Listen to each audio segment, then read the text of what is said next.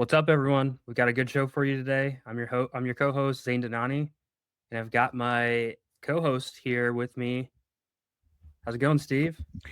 Good, man. Weather is turning. It's gross here in Michigan, but we're entering the most fun part of the football season. And I think today we get to talk about a team that has struggled, but they have a lot on the line to finish the season here. So it should be fun. Yeah, we've got a good one for you guys. We're going to be talking about the Tampa Bay Buccaneers. They've got a big matchup this Thursday against the Atlanta Falcons. Before we get into all of that, wanted to also mention just a couple of quick things. Please check out our previous podcasts and videos. We've talked about the Bills, Lions, and Cowboys. All of those are still relevant today. All of the content that we've produced, very relevant. Outside of that, we'll be doing this pretty much every single Wednesday for the rest of the season. We may also do some playoff stuff as well. But if you haven't followed Steve yet on Twitter, you can follow him at callmesteve07. You can follow me at Dhanani Zain. You can see it here in the video. And then on top of that, just thinking about playoff season, I actually released something for the Fantasy Points website today that went live for the playoff best ball contest, the Gauntlet on Underdog. I actually won that whole tournament a couple years ago. Ooh. Been in the finals multiple times, and there's a strategy guide that I put out that I was able to convince some of the guys there to make free for all of you. So check that out. We're going to cover the Tampa Bay Bucs today. We'll take a quick break and then we'll get into it. All right, guys, we're back, and today we're going to cover the Tampa Bay Bucs offense. And before the next break, we're going to talk about the pass game specifically. We've got a couple of different topics. We're going to talk about Egbuka, Godwin, the return of Mike Evans, a little bit about Jalen McMillan, the tight ends, especially with K-Dot out, and we'll address some of the concerns we have with Baker that's happening right now as well. But we're going to start off with Emeka Egbuka. The production here, Steve, is down a little bit. I don't know if it's an offense thing, if it's Baker Mayfield, if it's Egbuka by himself. I think you know this and other people know this, but I do a lot of like data science type of work in the background. My receiver score metrics say he's actually been pretty solid, or at least his fantasy opportunity has been solid. He's been getting good or near elite grades every single week, and that could be environment based and coverage based and all sorts of different things, more so than just his performance by itself. But his performance, and Scott Barrett mentioned this as well, seems to have been correlating down with a potential Baker Mayfield injury that happened in week 7. I'm curious to get your thoughts on what you think is going on here and what you're seeing with Emeka Egbuka. Yeah, and I think like you said, the Baker thing's a big thing. It was a big issue, and a lot of it just seems that not that they're not on the same page, but that the quality of targets are not 100% there. One of my biggest things that I've kind of noticed throughout the season is that Buka is not like a traditional separator. A lot of what he gets is just kind of availability of schemes, zone holes, things like that. And when asked to separate on his own, it's not always the greatest. It doesn't always work out that well. He could do it at times, but it's not consistent. Especially last week, we saw him working a decent amount against Alante Taylor, who's a very good cover corner. And you saw situations where he was not able to separate and it muddied the picture. And that combined with Baker Mayfield facing a lot more interior pressure, things up the middle that have kind of pulled him off and, muddied the picture a little bit and made it difficult to have clean pockets and kind of really step into his throws. But like what they like to do with Egbuka, and he's here inside Where slot. is he? Okay. He's inside slot here, closest to the offensive line. And what they like to do with him is they do like to create these concepts that create holes in zones to try to get him available.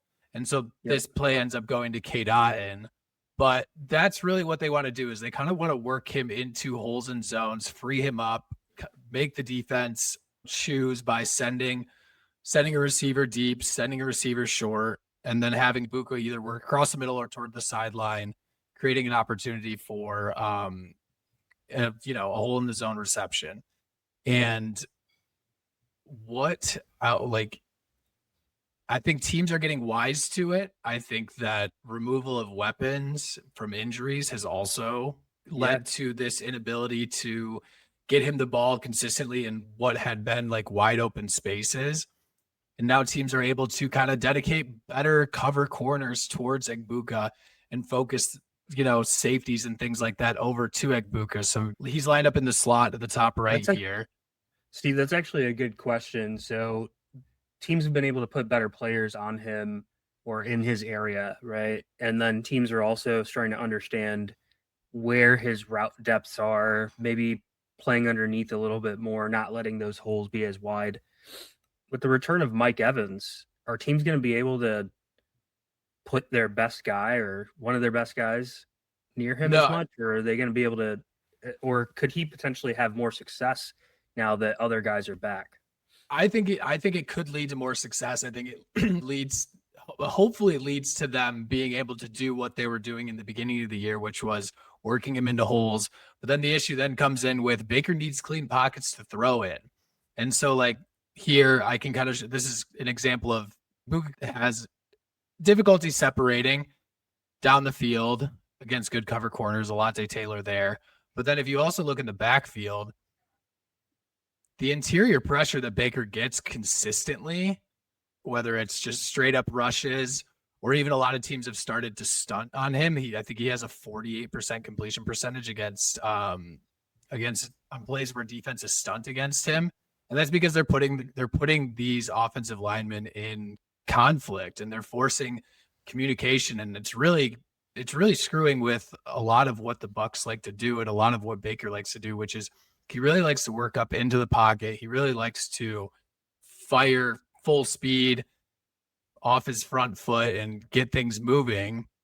But like you can kind of see it that what the Saints did really well last week is, and this, they didn't get pressure on this, but they really were stunting a lot of different guys to try to force the interior offensive line to communicate. And it led to a lot of times where Baker was getting pressured. They picked up this one, and this is where jumping to Godwin, where he adds a layer to this offense that they didn't have, which is a pretty consistent separator over the middle. But it just all kind of is compounding on itself of losing weapons. Defense is focusing more on Egbuka. Baker not getting as much time in the pocket or not really having as clean of pockets. His pressure rate isn't crazy, but you can just see it that like the pocket gets muddy. Like I said, gets muddied quite a bit.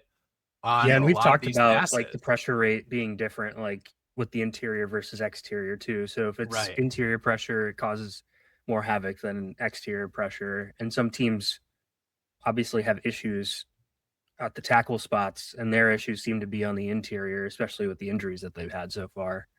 You can see, again, I know I talked about Egbuka not being able to separate, but he does have the ability to separate. But then this is where the issue has been, is that the quality of targets have been tough.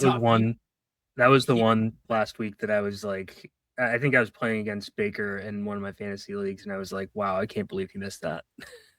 Yeah, and this is where I think there's some credence to the idea that there might be a little bit of an injury in a shoulder that's causing discomfort. That's causing throws to tail or not get all the way to the target on where he wants it to be. I think Egbuka should catch that. Obviously, it's not an easy catch, but they just have not been on the same page that these last, really since the Lions game in week 7. It seems as though the consistency at which those two are able to reliably connect together has really added up. Is Egbuka doing anything different? Like, is his role changed with Mike Evans going down? Is he potentially going to run different routes now that Mike Evans is probably back? No, a lot of what they like to do is, like I said, they like to work him on the sidelines in a lot of different like corners, levels, concepts, and they like to work him across the middle. So they really like to intermediate deep across the field. They don't really use him a ton underneath. What they like to do is they do love to get into these trip situations and give Egbuka a two-way go. And it really messes with defenses in the sense that they do work him out a lot, and then they like to work him in a lot.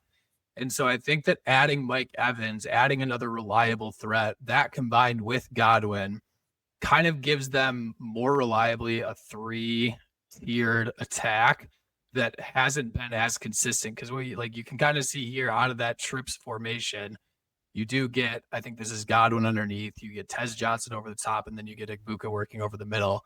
And, on a situation like this, again, this is where Baker gets interior pressure, somewhat poor communication on the offensive line, also just overloading, and it causes them to keep Rachaad White in to contain pressure, which is happening quite a bit. They're not really getting their running backs out to be available for checkdowns often because of how often they're having to keep them in to help sort out that interior pressure that they've been kind of facing.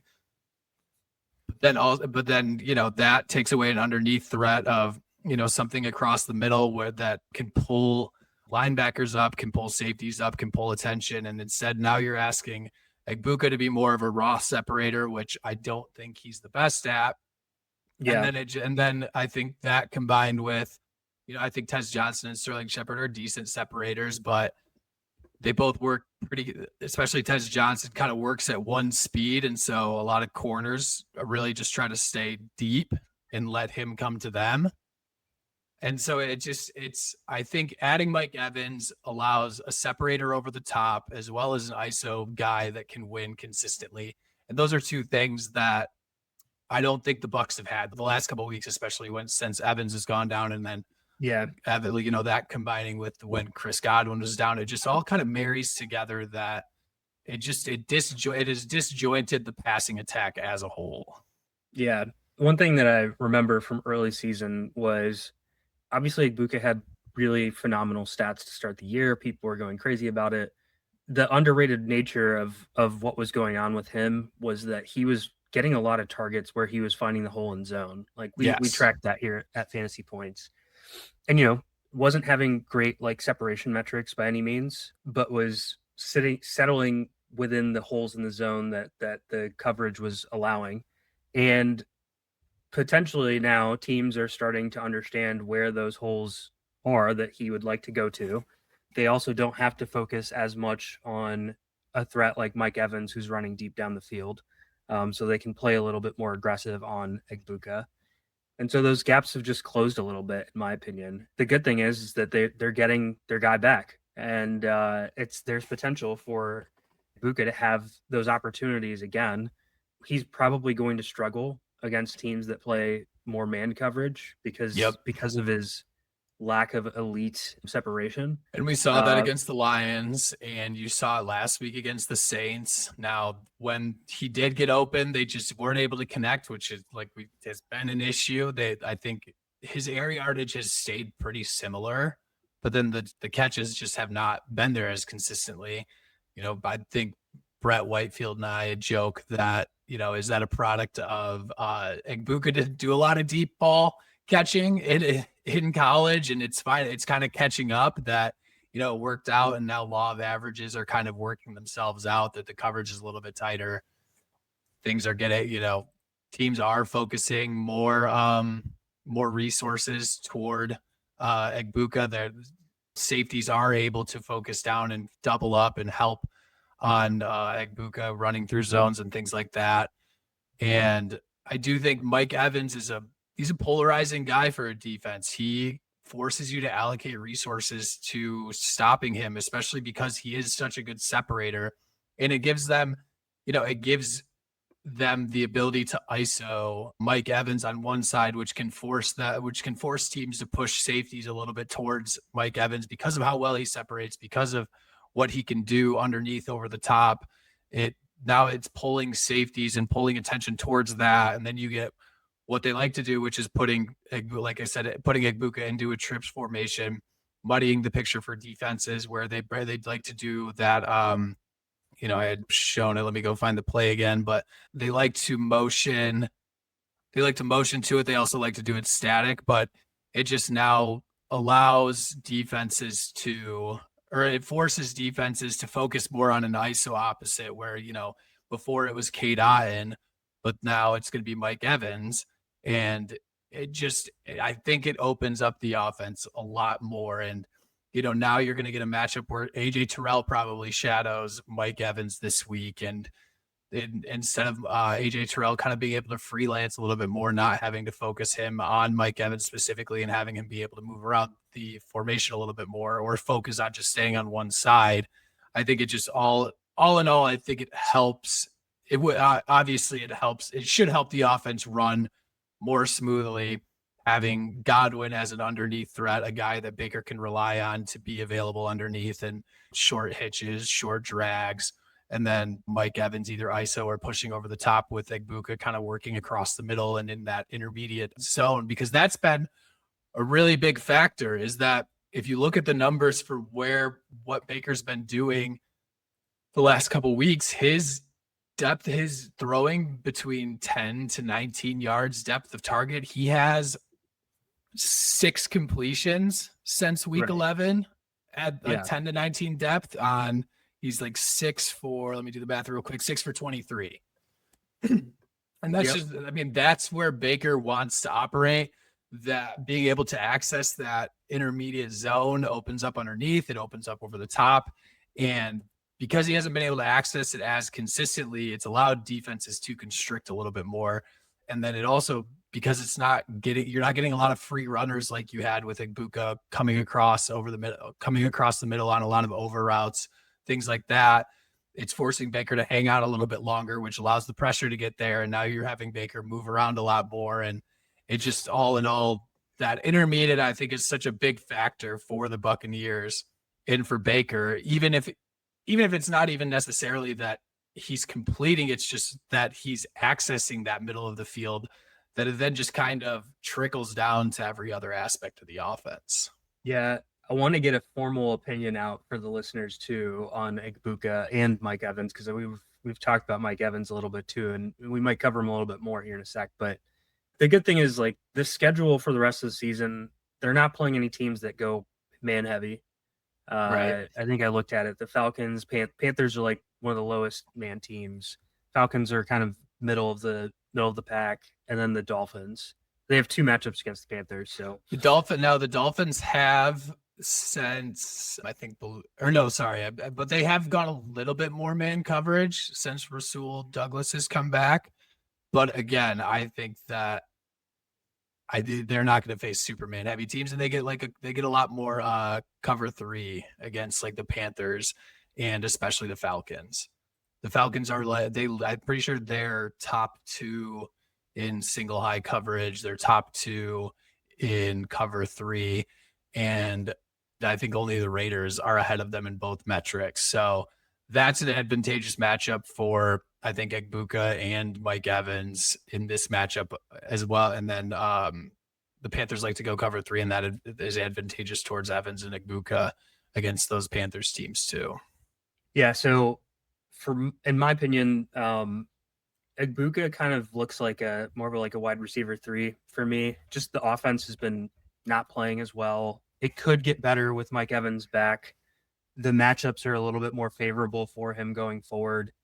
And Mike Evans being back might raise the ceiling for the entire offense and have more scoring opportunities. But the waters are getting a little bit muddied here with Evans, Godwin, and Egbuka. And I don't know that the way that the team is playing is truly like an elite offense at the moment. And so I'm a little scared. I think it's more of a wide receiver 3 play at the moment. Yeah, I probably agree with that. I think that I hesitate to think that maybe we do see a similar resurgence of Egbuka because his target share has been there, and I think potentially we do see a resurgence of him getting open over the middle and things opening up just holes in zones because of how teams have to guard against the other two. But it just doesn't feel like it doesn't feel like it's going to be like consistent, and it's going to be that he's going to have a game where he'll explode because it's available, and not so much as like it's going to always be there. The target share, especially the kind of how it has the last couple of weeks, has been disappointing, but the target share has been there. I don't know if you could rely on the targets being there as consistently as they were throughout that middle of the season. Right. I mean, and of course, we don't know exactly what Mike Evans will look like when he gets back. His injury was not like a lower body injury, so usually Right. people look roughly the same when they come back, but you never know. And then the other thing is we've started to see Godwin come back into the mix. He came back a couple weeks ago. His playing time has changed over the course of 3 weeks. He finally got 80+% route participation this past week. What are we thinking on Godwin? What are you seeing so far? I think Godwin adds an easy button to this offense that Baker hadn't really had when he was out. I think Godwin is never going to be the super deep threat. He's never going to be like explode. What he's going to be is he's going to be a target hog, and he's going to kind of nickel and dime you to death. And like I said, what they like to do is they're probably going to get into a lot of 1-by-3 formations where they're able to, and I kind of showed this play earlier, no wrong play, where they're able to get Godwin open underneath on a lot of different things. Where like here, I think what he offers is a lot of this availability of giving Baker two-way goes and forcing these corners and safeties to make decisions when they are in zone. And so, like I kind of said, they do being able to have a reliable option opposite the trips formation and Mike Evans rather than having to use K-Dot. And what they can do is they get into these trips formations, and they usually like to have Godwin be this underneath threat. They like to send a Tez Johnson. In this case, I think it'll be possibly more McMillan a little bit working deep, and then they like to have Egbuka work the intermediate. And so I think that's where Godwin will continue to offer Baker that reliable underneath threat where when he moves off of a deep concept, Godwin comes open underneath and he's able to work a lot of yak situations. And then he also just offers the ability to win routes, like especially in routes and things like that. I kind of, nope, wrong one again. But he offers the ability to win those intermediate in routes, intermediate dig routes that I think that Egbuka had kind of struggled on, especially with congested space catching. Egbuka kind of struggled with. That's something Godwin's really good at. Egbuka struggled with it. Tez Johnson had kind of struggled with it. Even Sterling Shepard at times struggled with it. Godwin has those reliable hands where he can do it a little bit better over the middle. So I think that Godwin is going to consistently be there. I think Godwin works out to be similar to an Amon-Ra St. Brown in that. Those are big words for you. Yeah. And I think Amon-Ra is better, obviously younger and not as injured over the course of his career, but Godwin does offer that, like the security blanket that Baker needs and wants in this offense because they're having to keep running backs into pass pro so often, especially on second and third and long. Yeah. Godwin offers that ability to work underneath on drags, little short stick routes and intermediate dig routes out of like a condensed doubles situation. It just I go back to the stat that you were talking about with the 10 to 19 depth, and just how Baker has struggled, and whether that's injury related or it's pressure related. And this is just one of those things where it's like you said, easy button. He's available underneath. If he's struggling with those intermediate and deeper passes, then he's going to look towards Godwin more often. And We've also seen, like, in this offense historically, and now you can credit that to either Canales or Cohen in the past, but the slot role has been pretty valuable. Godwin's been playing the slot roughly like 50% of the time. There could be value here, especially if you're looking at now that he's actually at a 70+% route participation, which I think will probably keep up because he's fully ramped. There could be value in like a PPR situation where it's like, hey, this guy's going to get 5, 6 catches, maybe more targets. And if teams are playing off a little bit, especially with the addition of Mike Evans, and they're trying to really focus on the deep and intermediate zones, you could see a lot of underneath work for Godwin over the course of the rest of the season. Yeah, because like You can see here what they like to do with Godwin is they do like to use him as the underneath to try to be a gravitational pull for zone coverage to either him come available or free up another one. Now, again, I think Alontae Taylor played really, really good against the Bucs last week, and it really kind of forced a lot of issues in the way that he was able to cover Egbuka. But like you can see what they like to do is they like to have Godwin as the underneath threat, and then they like to thread Buka over the top of him, and it basically becomes a pick 'em of let's see where the corner settles, and or like where the deep corner and where the underneath corner kind of settle, and what becomes available.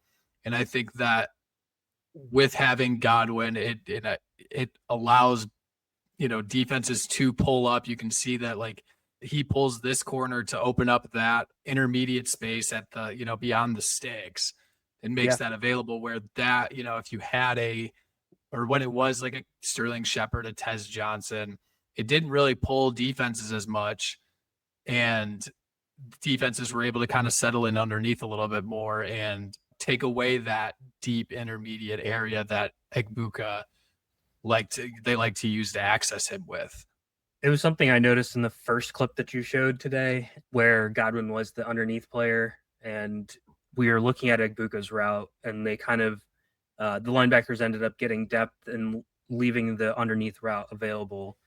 Teams are doing that a little bit, so that means that Godwin may be open. But again, it's a catch-22. You have to choose one or the other. If you're willing to let up the short stuff happen, I mean, those are really high EPA plays. If you get a 5-yard catch, like they turn into 7-yard gains, and if you could 7-yard gain your way all the way down the field, and those are easy plays. Or you can force a quarterback to throw a 15-yard dig or something like that, and that's a lot harder to complete accurately. So teams are going to switch it up and try to figure out which one they want to allow happen. But when they put these concepts together and have those guys on the same side, it can cause problems for defenses. We would probably see a guy like Mike Evans at ISO, so he doesn't necessarily play into that, but there's times where they like to put him in the mix in like a trip situation, have him be the deep guy, Egbuka be the intermediate route, and Godwin as the underneath route, all in the same area, and force defenses to pick which one they want to go after. Right, and you can kind of see here, it's a similar situation. This time you get Otten motioning into the trips formation. You have Sterling Shepard ISO'd at the top, and again they run kind of a sail concept of, I don't know the exact name of this concept, but it works out. And if Baker had time, they have this middle of the field open because he's able to move the linebackers. But what I really think is a really big crux of this entire offense, and continues to be as the injuries on the offensive line mount up, is that teams are doing this, where you see the defense working a lot of stunts, working different sim pressures to try to force the interior offensive line to communicate. And so even though some things like certain concepts are getting open, you get a lot of situations like this where you have the whole offensive line, you have 3-4 guys moving to block 2 guys. You get a free runner where Sean Tucker has to stay in and pick up the blitz. He doesn't. And it forces Baker to move off his spot and take off. And so like that is where I think the biggest issue for this offense is going forward, is that they have to figure out these communications of what they're doing with how defenses are attacking them. And, I think we've seen it in a couple of clips, but like defenses really are just trying to mess with their offensive line and not doing a ton of straight up rush stuff. They're doing a lot of stunts. They're doing a lot of like exotic blitzes or really more sim pressures of just trying to, like I said, force the offensive line to communicate, force them into a precarious situation.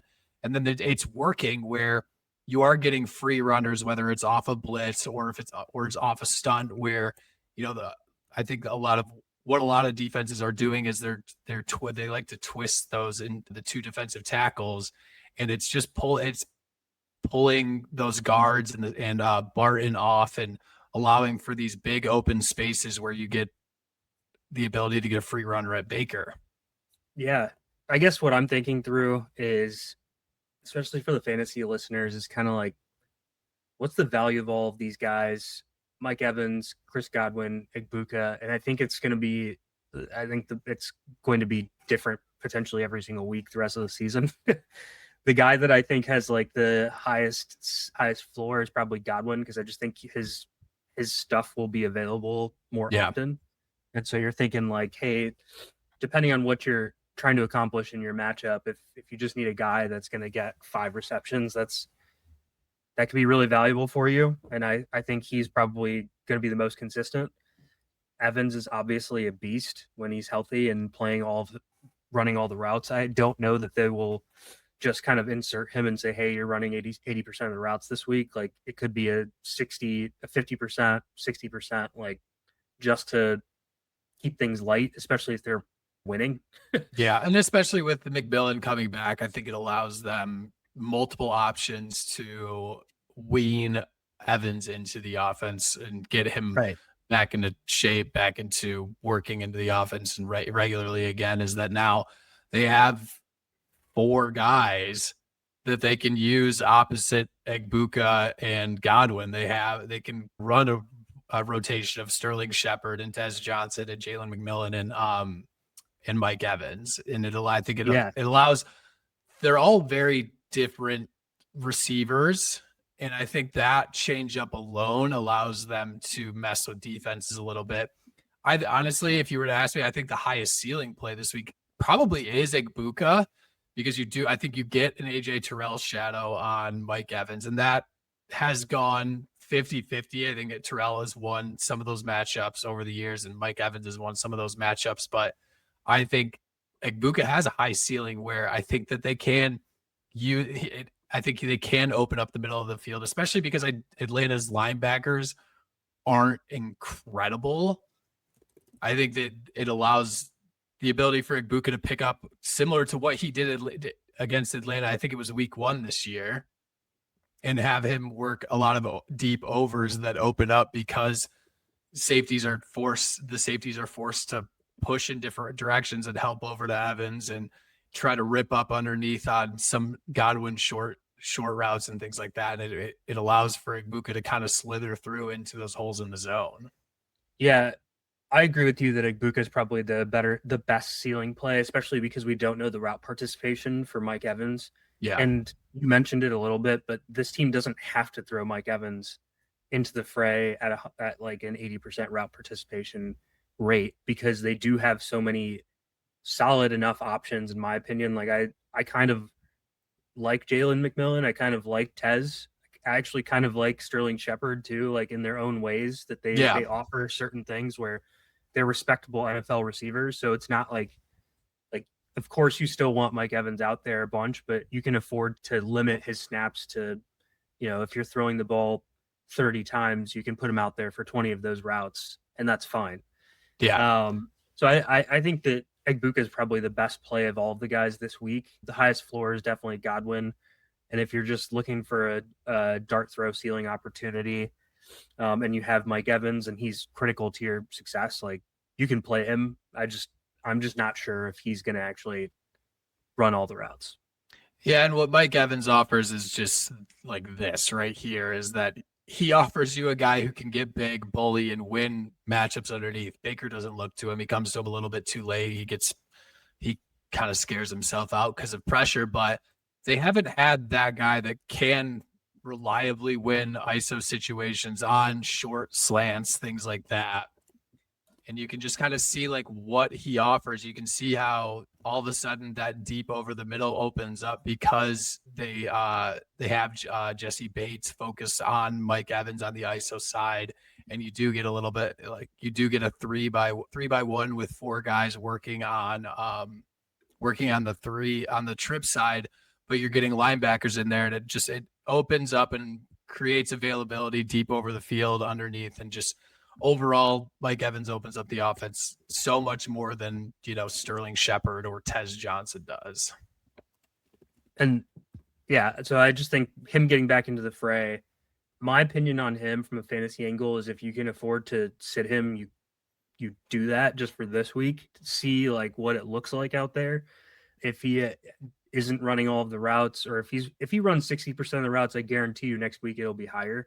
So I'd feel comfortable playing him any future week.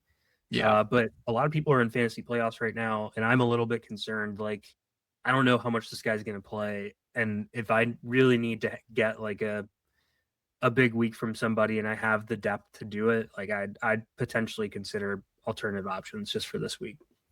Yeah, and again, especially because he probably does get a shadow from AJ Terrell, who has played pretty well this year.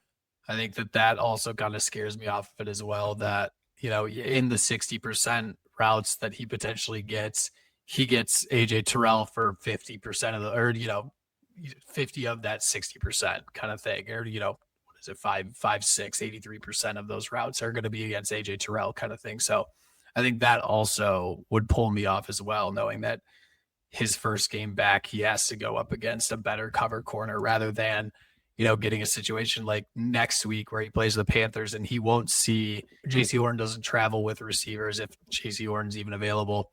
But, he gets to see a much more of a mix and gets to work against different corners. That's not necessarily the case this week, where he probably doesn't see Mike Hughes as often as you wish he would. Exactly. Moving on from those guys, some other things I was thinking about, and we've addressed it a little bit, is just Baker Mayfield. People are counting on him. He actually has some pretty juicy matchups rest of season too, and I think a lot of like best ball bros are thinking about the Week 17 matchup with the Dolphins, but he hasn't really looked as good as he did early in the season. We talked about the offensive line. Weaponry is finally getting healthy. What's the opportunity here? What are we seeing? Is he just completely off, or is there a potential injury that you think might be going on? I think that because he hurt that off shoulder against the Rams, and I think you can kind of see it. And I think it was even hurt a little bit going into the Rams game. I think it's been consistently there since the Detroit game, if I remember correctly, is when he kind of roughed it up a little bit. It's just that you're just seeing him not be able to consistently place the ball in tight windows as you wanted.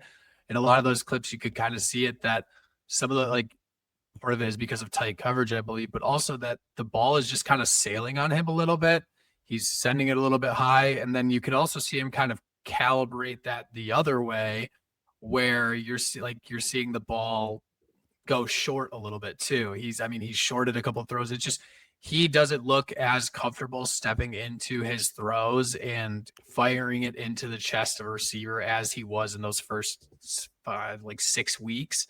It's just that I think it is a combination of the shoulder, and I think it's just him not feeling as comfortable in the pocket, because that interior pressure, it accumulates. The more that consistently happens during the game, the more, you sometimes call it seeing ghosts of, you start to anticipate pressure when pressure isn't there, and you move off your spot. And Baker is a big guy who is big on, he moves in the pocket a decent amount. He's pretty mobile in the pocket. And I think that the lack of comfortability with that movement, the movement isn't coming from him like having a ton of room. It's from him having to step up, loop around, move around of interior pressure.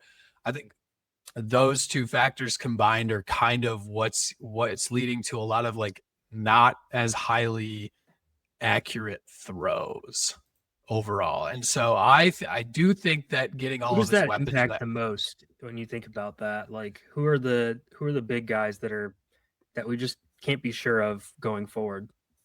It's funny because it's Egbuka. I think it all, Egbuka's kind of the guy that is both the beneficiary as well as the detractor from both situations of, because Egbuka is so often working in those holes and zones, it usually often means that Baker's having to try to layer the ball in between two defenders, like a short defender and a defender over the top. And that calls for a lot higher degree of accuracy and a lot more placement on the ball. And that is where I think that's the biggest guy that it affects, because Godwin working underneath, that's not as much of an issue. And then Mike Evans, I think, is big enough and usually gets enough ISO opportunities that highly accurate targets aren't as necessary. But Right. Egbuka, again, is that guy that it's Like the clip that you showed earlier where Baker kind of left it a little too high for Egbuka, and Egbuka probably should have came down with it, but like Mike Evans definitely catches that ball. yeah. Yeah. I mean, Yeah. Mike Evans is 4 inches on him. So what was a hit his hands pretty much in the center of his hands, but it was way overextended, having to leap up. That ball is at Mike Evans' face when he's leaping. And so the catch radius there expands the ability for Baker to kind of miss a little bit more.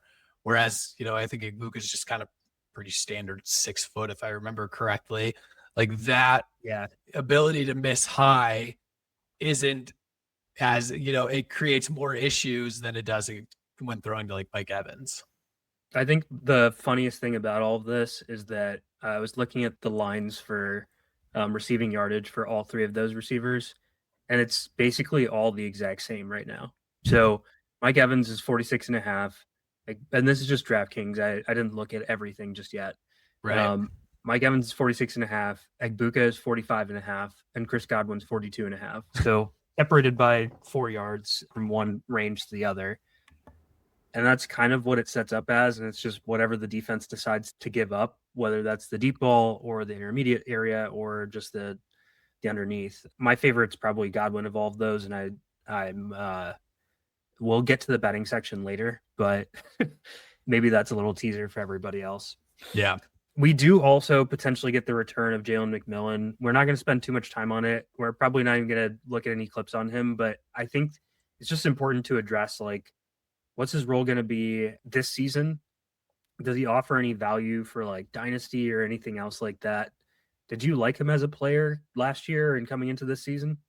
I was a huge Jalen McMillan stan. I loved Jalen McMillan. I loved the way he was progressing last year. I thought that he showed a lot of chops as a separator, and I thought that he offered this offense like he was operating. It was a different offense. They had Liam Cohen last year, and I think that has changed a decent amount, or not really changed, but the usage and how it all works it's affected their run game the most. But I think McMillan kind of operated in what that Egbuka role, where he was that guy that was working a lot of deeper ins, crossing routes, things like that. And he showed a lot of good separation ability. I think if I remember correctly, I can pull it up here as I'm talking, but he was up there with, some of the top separators in the NFL, especially towards the end of the year as he started to get more comfortable in the offense, as he started to get more comfortable against NFL defenses, things like that. I really think that he has I think he has decent value, especially given Mike Evans is getting older, Godwin's getting older and has been frequently injured, especially lower body injuries. Those eventually start to catch up to you as you get to your 30s. I think McMillan right away, I bet you he probably peaks at 40% route share this year, throughout games. Yeah. But I think long term, I think that they like McMillan, and I think that they had a lot of like bigger plans for him this year, and were trying to believe that they were probably going to work more of a 4 wide receiver rotation had everybody stayed healthy, and it would have been McMillan and Egbuka kind of working in together. That didn't happen because obviously McMillan got hurt preseason, but I think he has some decent value in Dynasty. I don't know if he has any value this year, though. I know, like, it'd be like a catch here and there because he can separate well, but it's not, he's not going to garner a consistent target value. The DFS angle in me is kind of thinking like still no, even for this game. Like it's first game back off of a major injury, and it's a crowded wide receiver room where you've seen some talent with even like Tez Johnson. So I just don't think he makes it into, if I did one showdown lineup or something, I don't think he would make it into my lineup regardless of salary. But which role would he step into if he stepped into one of Evans or Godwin's roles? I think he would probably work into, is a good question. I wonder if he would work more into like the Mike Evans role of being able to isolate himself and work one-on-one against defenders. I think that's probably where he would work best. I'd be interested to see if it ended up evolving into Egbuka being in the Godwin role and McMillan going into the Mike Evans role, McMillan going into the Egbuka role, and then you have like Tez Johnson kind of working and stretching the defense more. I'd be interested to see if that's how it goes down the road. But I think in the immediate, I think he probably operates more in the like trying to isolate him, giving him one-on-one opportunities and allowing him to separate and win over the middle and outside. Okay. One last question. This is very specific to DFS and only for this week, probably. But we have to talk about which tight end has any value, if any tight end has value for DFS. This is going to be a minimum salary for a showdown slate. Obviously, tight ends are very famous for just catching the random touchdown. The Kate Otten is doubtful for the game, so that's the reason why we're talking about this. They have a couple of guys on their roster, Culp, Durham, and Keft. Which one would run routes in place of Kate Otten? I think Kate Otten was out last year too, so we have some data on what they might do. It's probably Payne Durham. Kate Otten's played most games this year, but Payne Durham has appeared in all 13 games this season. And he's the next closest. I say closest because he has 34 routes compared to the 376 of Kate Otten. But then you have Kieft, who's run one route this year, and you have Culp, who's run 9 routes this year. So I think they turned to Payne Durham. And here's a fun stat too. Last year, and you can talk about Payne Durham in a second, but last year Otten missed week 16, 17, and 18. Mm-hmm. Payne Durham route participation was 60%. It was 76% in week 16, 51.4 in week 17, and 47.5 in week 18. So at least we have some idea. Culp was the one that kind of like supplemented that at 31.4 and 32.5%. So I think you're right. It is probably Payne Durham. What does he offer? He offers probably just mainly an underneath, block and release type things. They did like to work him up the seam a little bit last year. So I think he potentially could see, a target up the middle working across the seam. But like, I think mainly he's going to just be an underneath guy. It's going to be, like I said, a little block release into arrow routes and things like that. Like, I think especially with getting all of these receivers back, I think that they're more likely to push, a lot of Kate Otten's routes that he, his high, quote unquote, high value routes. I think they would push them more toward, the other receivers and have Payne Durham be kind of a sneaky option that they could leak up the middle at some point in the game as the defense is focusing more on the other receivers and he breaks free. But like for the most part, I think it's just safety, just a safety valve type of guy. Not a fantasy guy unless you're doing DFS, but it seems like Payne Durham is probably the tight end you want to look at. Yeah. I was looking at his stats from last year and those like last couple of weeks of the season. He still didn't do very much, as we all expect. He had 36 yards in one game with a touchdown. And then another game in week 18 where he had 16 yards and a touchdown as well. So you're really just playing him as a dart throw, thinking like, hey, maybe this guy scores, goal line, something like that, just kind of leaks out and is in the right place at the right time. Not a super talented player, but a guy that's on the field, and that's what we look for in DFS sometimes, just to get unique in showdown lineups. So minimum salary, you could do worse. He'll be out there. Yeah, and last year he had 7 targets against Dallas. And we all know how Dallas's defense was last year. So that probably is also more of a factor of that they had played Dallas at one point throughout that than anything else. Because in the other games against Carolina and New Orleans, he had 2 and 3 targets. And his ADOT was a little bit higher. It was at 12 and 14, but the target volume wasn't there. Yeah. We talked about the Bucs offense. We covered most of their pass offense so far. We're going to take a quick break, and when we come back, we're going to talk about their running offense, a little bit about the offensive line, Bucky, Irving, Rashad White, Sean Tucker. Stay tuned. All right, we're back. We did the first half. We talked about the Bucs passing offense. Now we're going to get into the rushing offense. We've had the return of Bucky Irving recently. Value has been up and down so far. He did score a touchdown last game, which is great. His snap share is at roughly 50%. Steve, what's going on with the run game? I know we talked about offensive line, especially interior offensive line issues.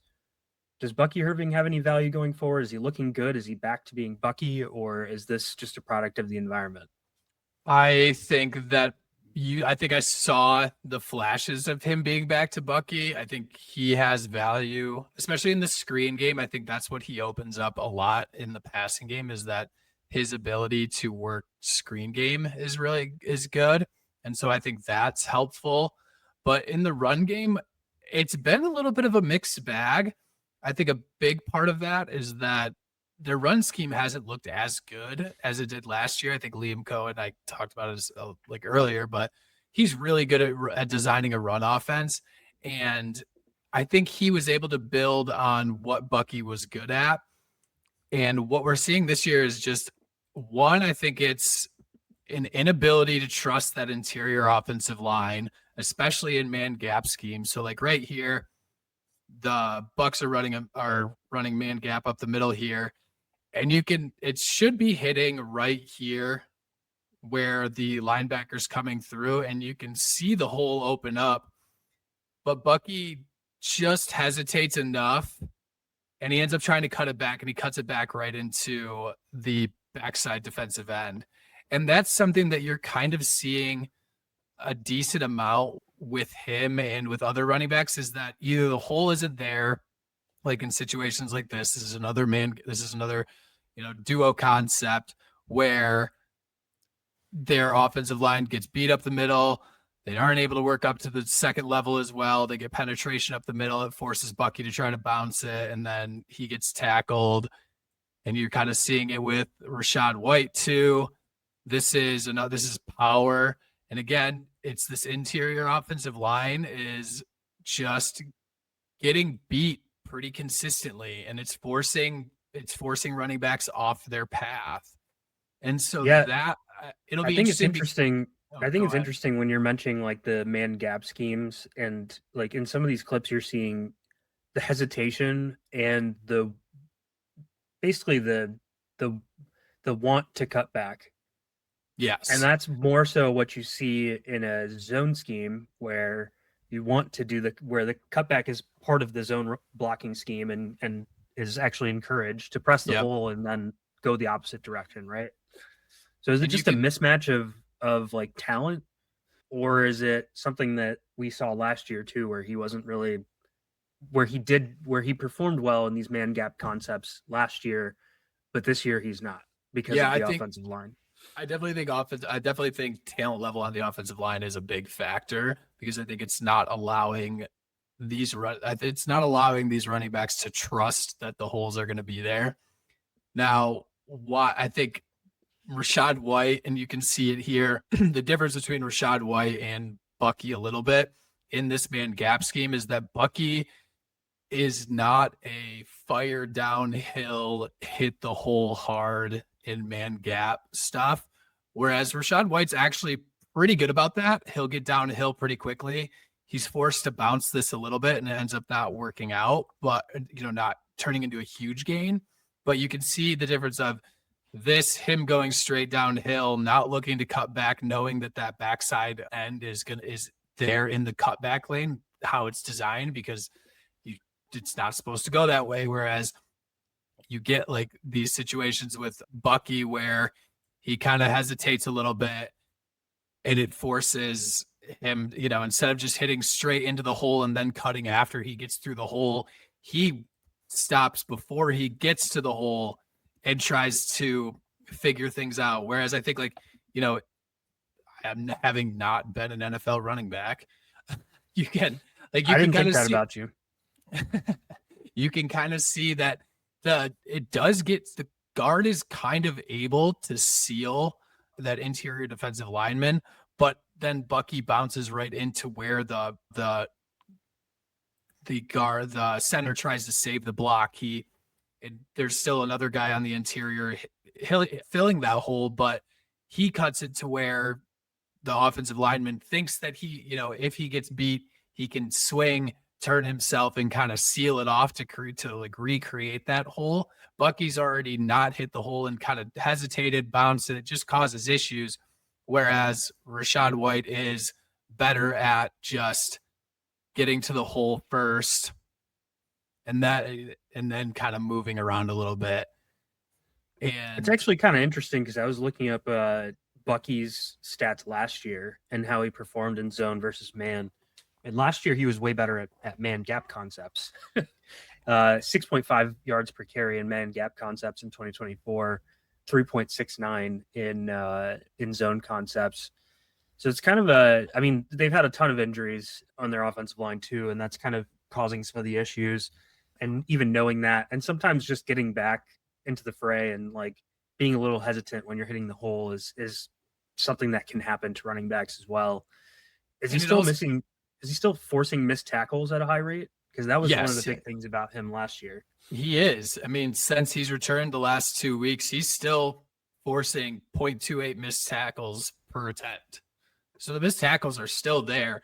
I also wonder, having come back from a shoulder injury, I wonder if he's a little bit hesitant to ram himself into those, like the hole that a man duo concept calls for.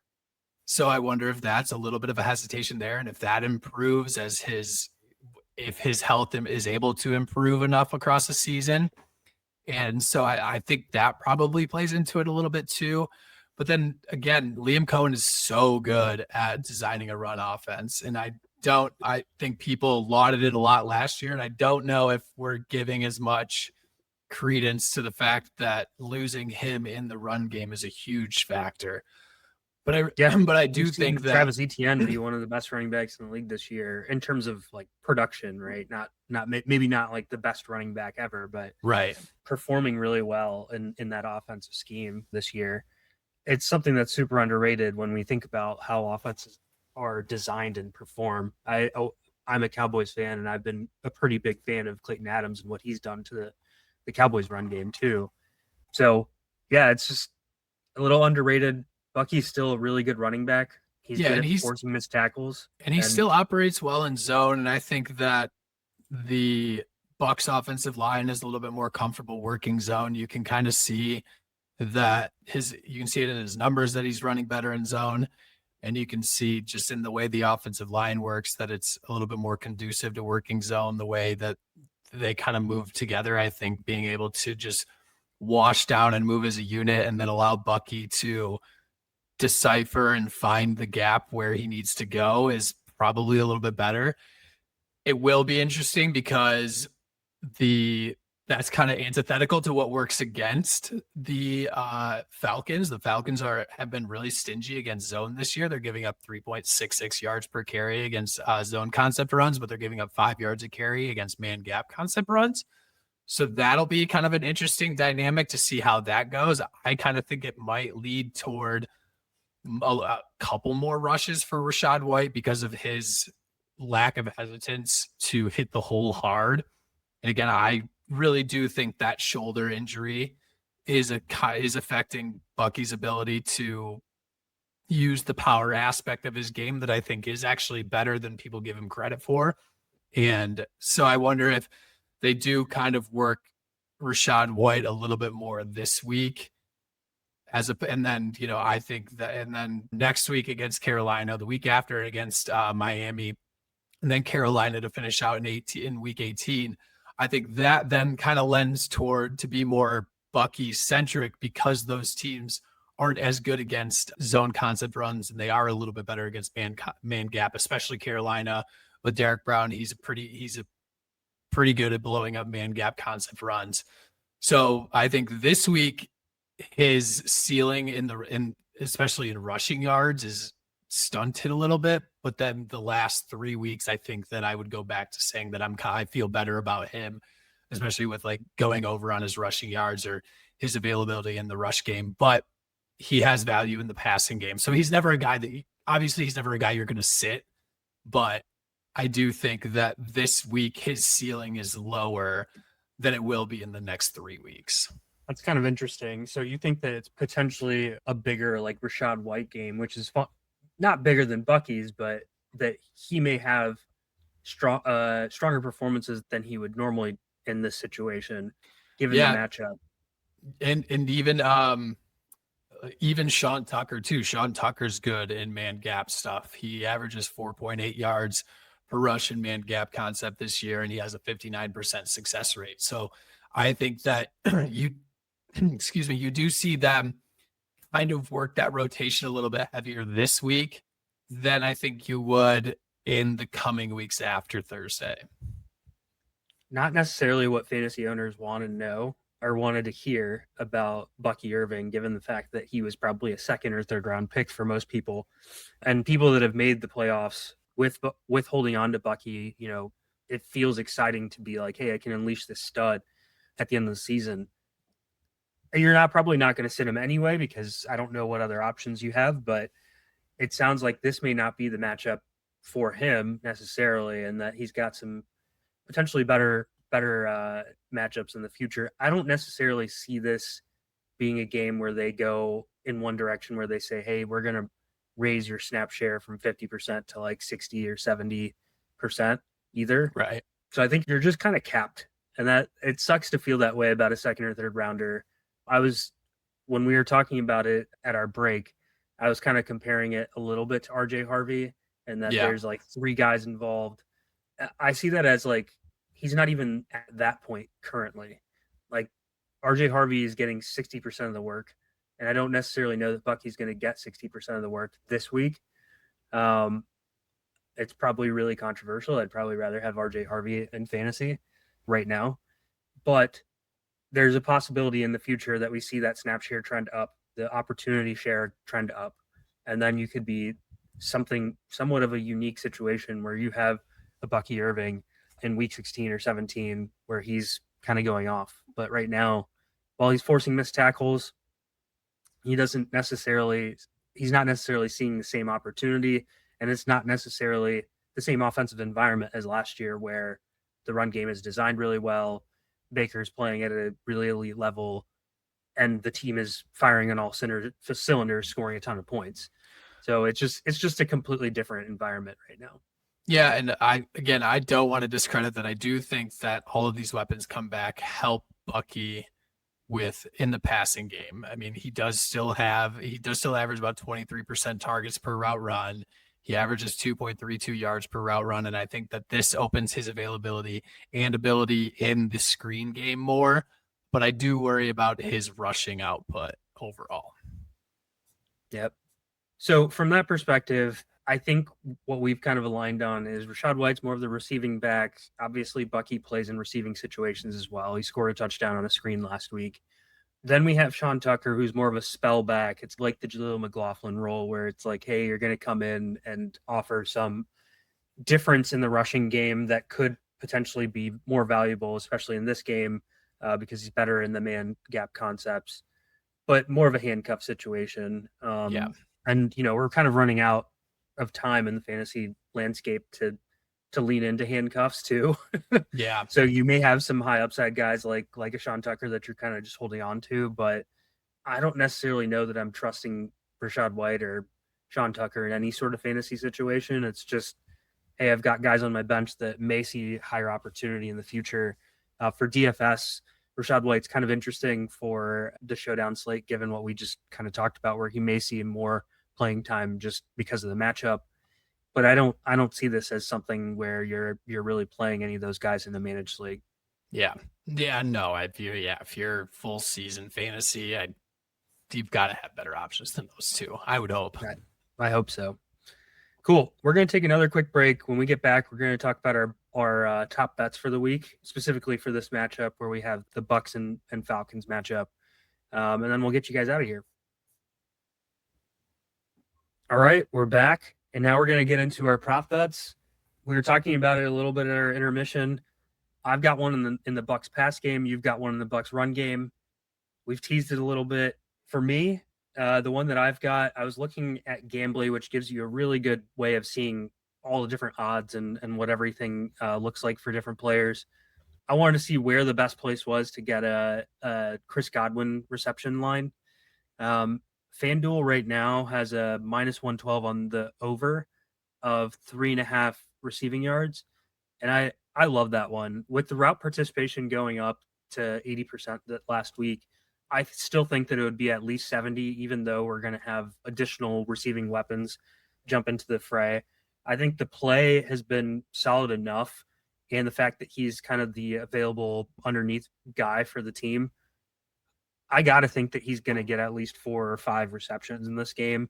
If you wanted to ladder it and go and do like 4 plus, 5 plus, 6 plus, I think I'd be okay stopping at 6. I don't think he would get more than that. But I feel really good about him getting at least 4 receptions in this game. So I'm going to lock that in as my bet. Then you've got one in the rushing game, or maybe even 2. Why don't you hit that one? Yeah. So Bucky, this is on FanDuel. They currently have him at 62.5 rushing yards. I like the under on Bucky Irving's, given what we said, given that Atlanta struggles against man gap concept. They play well against zone concept. Bucky's he's averaged below 4 yards a carry the last 2 weeks that he's been active. He's gone under 62 yards, both of those games too. I think that I like his under in the rushing is under on rushing yards being 62.5. And then subsequently, I kind of like Rachaad White at over 16.5. That's where he's at on FanDuel. Again, I think he's better at man gap concept. And I think that he's the guy that would get more of an explosive run opportunity. Now it's Rachaad White, so the explosive isn't that big, but if he gets 6-7 carries, I do like his ability to get up to 35 yards on those carries because of his ability to hit the hole hard. And I just think Bucky, I think that shoulder injury is still there. I think he wants to preserve himself, rightfully so, given that they're trying to make a playoff run. And so I just think that it leans away from Bucky having a great week this week on the ground. And so I like his under. Awesome. All right. We covered the whole offense. We got our prop bets in. Thanks everybody for listening. We're still looking for feedback from everybody. We've gotten a lot of positive feedback, but if you have anything even remotely close to being actionable for us, we're happy to do that or answer any questions in the future. You guys know what the Thursday night schedules look like, so you could probably guess as to who we're going to cover in the future, especially if we haven't covered them yet, and they're more of a premier team. We've done the Lions, we've done the Bills, we've done the Cowboys, and now the Bucs, so feel free to check all of those out. Make sure you're following Steve at CallMeSteve07. Make sure you're following me at Dhanani Zain. I do a lot of written content on the Fantasy Points website, so you can check out my Gauntlet playoff best ball strategy guide and some of the ladder picks that I do. But with that, we're going to get you guys out of here. Thanks for listening.